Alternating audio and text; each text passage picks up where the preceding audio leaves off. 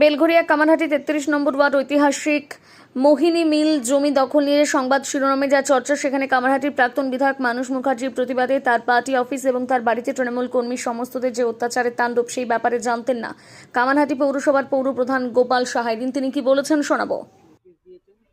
তারপর মানুষ মুখার্জি মুখ্যমন্ত্রীকে চিঠি দিয়েছে, সেখানে জমি দখল নিয়ে যে লড়াই, সেখানে মানুষ মুখার্জির বাড়িতে আক্রমণ, পৌরসভার থেকে চিঠি, তারপর মানুষ মুখার্জির উপর আক্রমণ। এটা আমার জানা নেই, আমাকে কেউ জানায়নি, আপনার থেকে আমি শুনলাম। প্রথম কথা হচ্ছে যে পৌরসভার যেটা কাজ, সেই পৌরসভা কাজ করবে, এবং যেখানে এনক্রোচমেন্ট হয়েছিল মহিলা মিলের যে জায়গা, সেটা আমরা নোটিশ দিয়ে বন্ধ করে দিয়েছি এবং আলটিমেটাম দিয়েছি যে শনিবারের মধ্যে পরিষ্কার না হলে পরে আমরা রবিবার দিন সেটাকে ডিমলিশ করব। রবিবার মধ্যে পুরো ডেভেলপমেন্ট হয়ে যাবে?